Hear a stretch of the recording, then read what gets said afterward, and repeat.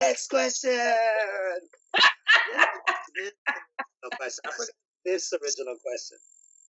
Okay, so you said that you don't want to fight again, at least not right now. Maybe 10 years you might reconsider. Who knows what might happen? Is there a specific fight that stands out for you? Man, I had, you know, I had a few fights. The ones that stand out for me personally, it's a couple of wins that I really like how I performed. But that's unfair because they were wins, so there's a lot of variables that could have attributed to that. So I don't like to count them, but at least for my career, um, fights that really stand out. I think the Vinny fight was big because Vinny was dominant, and he turned out to be such a dominant fighter overall because he's been winning. He's talented and doing well till now. So it's like when I view that and he was a fight, that's a significant fight, because I was able to score three more fights after that. Because guys were able to look back and like, oh shit, he was able to do stand up with Vinny. So that was pretty cool. I think he beat me on the floor for sure, but I think we were able to really equate the striking.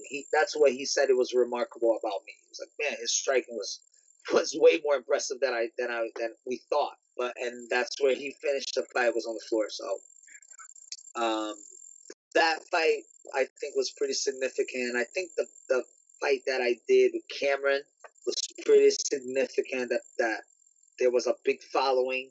I didn't lose, particularly it was by decision, split decision, which was really questionable. Like he took me down more times, but nothing happened on the floor. So I thought that was, I thought as a decision, it could have gone anywhere, and I think everyone resonated with that. So I never take any losses wrong. So if you think I'm gonna say, oh my gosh, it was a loss and it changed me, it's like, no, it's never that. Like to me, the losses, and I think that's why I didn't become more successful. I don't give a shit about losing. Like I have that Gracie mentality per se. It's like, did you really lose though? So it's the saddest thing I think about me is that my organization didn't allow me to put winning at a higher mark. Like winning for me kept the same mark as losing. Like winning for me was that. It was like, it's another win. I looked a little deeper than that. Like, what did I do? How did I win? Was it fortunate? Was it just because I was overskilled? Like I was underskilled? Like I always dissected it. So I think Cameron was a good one. I think Cameron was like, okay, he's skilled enough. He's jacked up. He looks superior, but I was able to withstand. I was able to exchange, besides the ground stuff, I think, I outstrike them.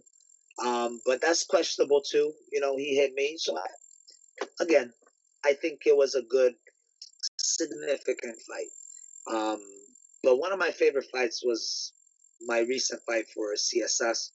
Not my very last one, but the one before that. That was pretty cool because I was able to really strike the way I wanted to. Um, the ring was a little slippery, so we fell a couple of times.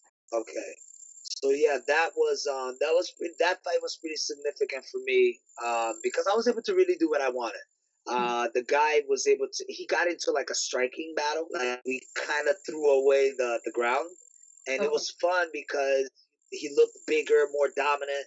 So the moment I started to outstrike him, it was fantastic and it felt good. I felt like I was in the gym. The crowd didn't, nothing bothered me. I cut him, so it looked like I was winning till I was losing. So it was really unfortunate. Good for him. He was able to. I think we clinched and I slipped, so he fell on top of me. And when he fell on top of me, he was able to posture up and come down with a pretty significant elbow that broke my nose. So he hit the elbow, and I think he hit me once more, and my face kind of turned, and then there was like a faucet of blood started to drip from my nose. There was like a stream, like a solid stream, and when it hit my shoulder and it started to hit the canvas, because it was so much, like it didn't like even stick on my skin. It was just like falling, and I was like, "Oh man, I think I'm about to drown," because he started putting a lot of pressure. So I had to turn away from him so I could keep breathing, and then he put in a choke. So right away it closed up my throat. So where I would breathe through the nose, I wasn't able to. So I started to drown a little bit, and I was like, "Oh man, I don't know how the hell I'm gonna, phase myself out of this." So I ended up tapping. Kudos to him finding the win because it was bad. It was a bad fight. Like I had him, and that was very significant because I think it was in a long time. It was the first time I was able to feel comfortable striking, where his hits didn't really hurt. I was able to pick up his timing. Like I was able to do my head movement. It looked good. It looked fun. I'm gonna repost it. I have it in my Instagram. I'm gonna repost it so it's a little fresh. This specific fight is a cool little highlight. One popular blogger was able to do for me. So I'm gonna post it up so whoever listens will want to check it out. It's all the highlights of me like out striking him, and it was so cool. And you could tell like, okay, Gil, if you ever see me in a like little highlight reel or whatever, I was just sparring, you could tell like, okay, it looks like he's sparring. And that was it was significant for me, and I think it was a significant fight as well, because even though it was a loss, it really put me on the map for striking, and I got a fight right away with a striker after that, and that's the fight that changed everything. So I wasn't able to even take advantage of that prospect that came from that significant fight, which I think if I stayed true, it would have opened up a few more doors for me, especially now that we have, shout out to William Knight. We have him in the UFC right now. So me and him were sharing fight cards at the time. He fought the two cards that I fought, he fought. And he ended up winning. He did very well. So, I think it was just a question of timing for me, where I met my end through that last fight. So yeah. So those fights are the significant ones. Obviously, with the very last one who ended everything, that was pretty significant, but not in a fighter or not in a career type of way. So In what way then? that that fight it brought an end to everything. So the feeling, the resentment, the stress, the PTSD, everything just came crashing, on top of that single event. So it's I don't even view it as a significant fight. I view it as the end. It's the period, the over type of event. But that So doesn't sound like you.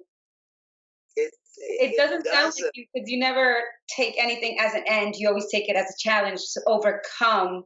So how did that particular fight make it as this is the end for someone who never takes anything at the end? Right.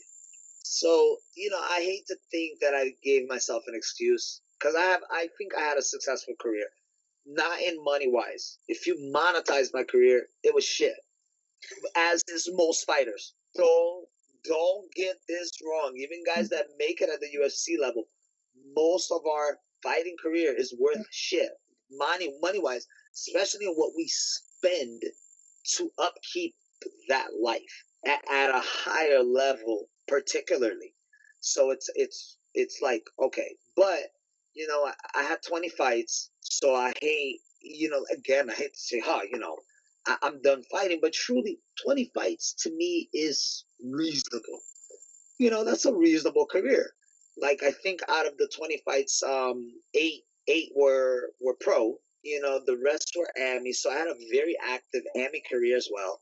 So to me, it's like, okay, this fight could be the end because I've had enough fights. It's not like, oh, I had 3 fights and all of a sudden it's like, oh, I lost a few fights and I'm done. No, like I said, I had a very great fight before that knockout.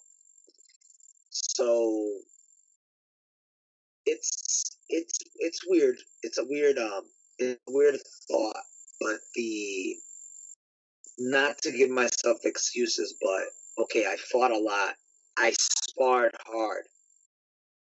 I've met tough guys. I met a guy who's blind from fighting. One of the greatest fighters I met. And that's his first thing he says, dude, protect your damn head.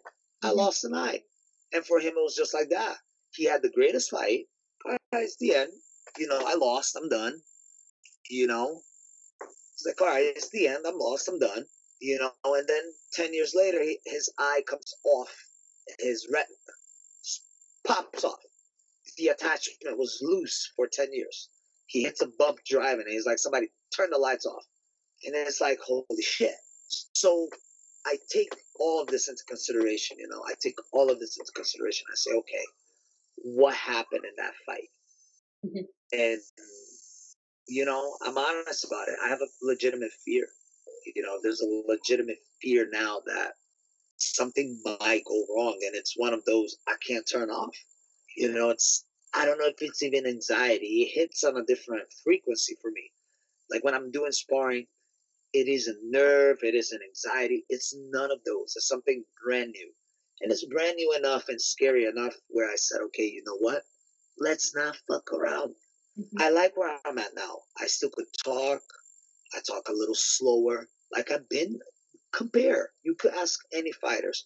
Compare the beginning of your career to the end. We see it in our coaches when we meet young fighting coaches. Your eye gets a little lazier. Your thinking capacity, your memory, everything gets singled out. Like I become jujitsu, of course. My brain doesn't want to have extra activity. So I quantize all of these things and I'm like, you know what? I think it's my time, and the fear really doesn't let me. Now I don't. I all the time. Will and Parker just fought. Right before they fought, I was a sparring partner, and I know one of the most frustrating things is like, hey man, I gotta go below the neck, and it's frustrating for them. It's frustrating for me. I hate to even count myself as a sparring partner because it's unreal, but it's all I could do. I Mhm. could push your base. I could hit your body. I can. That's how I push my clients. It's safe. It's so safe. It's the best way to safely spar is to do body shots. No one really get hurt because you have so much accessibility to block the organs that you eat one or two or three hard shots and that's it. So it's like that's all I got now. I have nothing else because getting hit in the head is different. It's different, and I don't think I'm ready. I kind of know nothing is gonna happen, but who knows? I did what really took me is after the loss, after that fight, I went sparring and I got uppercutted. And it was an accident. I asked the guy to do neck only, or below the neck only, and he threw an uppercut a little too wide, and I kind of moved, and his hand clipped my chin, and my brain turned off. My legs were in the air, butt on the floor, like I hit the ground, and I kind of came back quick. It was fast, and all of a sudden I'm like,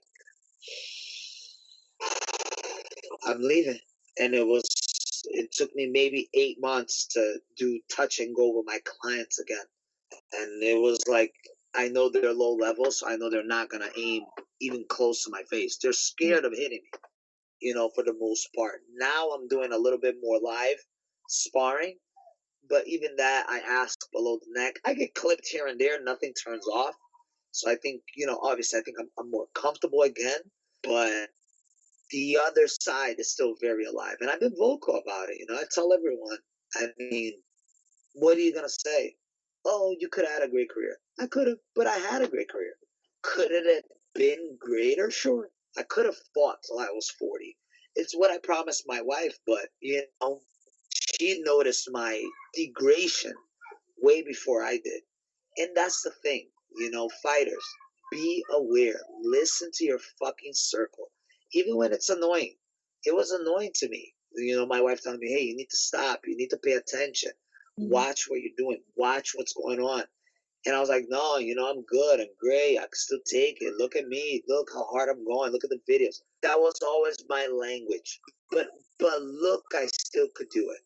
And that fight scared the shit out of me. So it's like, you know, it, it was hard. It's still hard. It's hard to talk about it, but it's I don't know. I don't know how I had to succumb, but I had to succumb. It was a real fear, and I don't want to not go to the gym. I don't want to not go to Muay Thai. So it's the alternatives. Okay, let's not get hit in the head. But I did tell one of my clients, I said, hey, eventually I'll put a helmet on and I'll go hard with a client and with a couple of fighters, with a helmet on. I think I'll be a little bit more comfortable because I've been hit with the helmet. It's a pain in the ass, but it protects a lot. Like, you don't feel it. With a helmet on, you don't feel it. You shake, but when you tighten up, you don't feel shit. So I think that's eventually that's gonna be like, okay, I'm sparring, but I don't know in 10 years that I'm gonna be, why? Why go get hit in the? By then I'm gonna be. Why the fuck am I gonna go get hit in the face? For what? But then, like now, it's still kind of fun to challenge. Who knows? Maybe then I'll want it more, but I don't think I will. Especially now, I've been doing a lot of correcting my body too from the years of fighting, and it's been brutal. It's been brutal. My knees, my hips, my shoulders—they've been crying because so long the muscles that worked to punch, they keep that shit together. Because it's doing it so much, so you're in that rhythm, and you don't get out. That's how guys go the long term. But as soon as I stopped and the months ran up, my body's falling apart. My spine is shit. My shoulders. Now, like, everything's getting fixed, and it's just like, oh my gosh. And it's refreshing now. But hopefully I'm able to balance it out. Like, I've been doing, sparring here and there, bag work here and there. So I know I still got it, but I'm trying to balance it out a lot because it's tough. But yeah, that's the story about the fights. Well, it's a beautiful story. I think I think it's great, the way that you are handling it and dealing with it. Because I'm going to be honest, when you first said that, like, oh, I took it as my end. I thought you were kind of like just accepting that, you were done in the sense like because you had another loss or something like that. But there was more deep meaning behind it, which with what you've gone through can actually help improve other fighters on their mindset, on how they handle this, how they train. You know what I mean? Because now you're teaching them a different style that they aren't learning. So now with maybe they can spar with another person and they can do the full contact head from top to bottom where they can focus on the body shots. With your experience, you're allowing them to actually learn a different part of them that they didn't even know or they weren't aware of because there's another way to do it. So they're learning a different aspect, which makes them more of a threat because now they can handle other parts. No, I mean, it's I learned it. I learned the body sparring thing before this, before my trauma. I had the coach that with the eye. He was a genius, and he knew I hurt people. So it became a thing in the gym that I couldn't do full sparring anymore. Otherwise, he had to get rid of me. Like I produce a lot of torque. I'm a small guy, 55 or 65. I look that way. I've been 85er as well. So, but I have tiny hands. I have tiny feet. Like, it's hard to understand how am I hitting so hard. So one thing that I specialize in is counter punching. And that's the video when I put it up. That's all you see because I get my counters. So people don't understand that counters hurt because you're coming into the power. Your head is not moving away, or there isn't the arm in the way. So I hurt people. Like, I count, and my coach was like, "Man, I don't want to get rid of this guy. He's valuable, but he needs a team." So he was like, "All right, body sparring," and it became a thing, and it was boring. I hated it. Here's to the world. I used to hate body sparring. I hated that shit. Was so boring. It was annoying. I had to take it easy, and then guys would drop on a body shot. Then I would feel like they were being bigger bitches because, come on, man, it's a body shot. So that was my mentality. Awful. Don't be like, guys, don't be that guy. Don't be that guy. I tell my guys all the time, do not be that asshole. You don't learn. There's nothing extracted. So within time, because I got bored, I developed a game within my mind. I didn't tell anyone, but I developed a game within my mind for body sparring. And that became my aim. And nowadays, it's even today, is the worst thing that guys find about me is that I can hit anywhere multiple times with precision without hitting your head. Like we're not even accounting for that. So that game now became a dominance thing because now it's like, oh, if I could pop you on your left pec 5 times unanswered while getting away from your nonsense that you're trying to throw at me, suddenly now I'm finding, oh, this is way more fun than I thought. And then sometimes I could play power, sometimes I could retract. So I've been healthily trying bringing it back, but that's what I developed way before, years ago, maybe 5 years ago, 6 years ago. I developed this system in my mind, and now I'm teaching my clients, and now I'm teaching my guys, so they have fun too. So they're not thinking I'm just limiting them, but now it's like a thing. Now they're like, okay, can I block that? Can I block that? And now I tell people all the time, if I'm in the gym, perfect place at the perfect time. When I'm in the gym, I forget my goddamn name. I know who I am. That's how involved I am. That's how it is. It's like I'm, because I'm watching the crowd, I'm managing my body.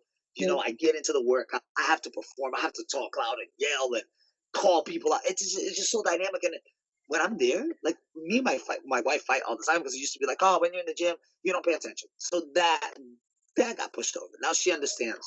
And then it was like, oh, when you're in the gym, you don't text me, you don't call me. I'm like, babe, what's a phone? What's a fucking phone? I become a gorilla in it. It's me just moving around. It's just a body. I don't know what a phone is. I don't know how to work the internet. You only figure it out if you quantize it. You compare it. You stack it up to every other hour in the day. You have that even when you're not fighting. Hell, we have it more out of fighting. A lot of guys tell you they like the training. They like the grind of fighting, but the actual being on stage is their least favorite part. Not all of them. Some guys like that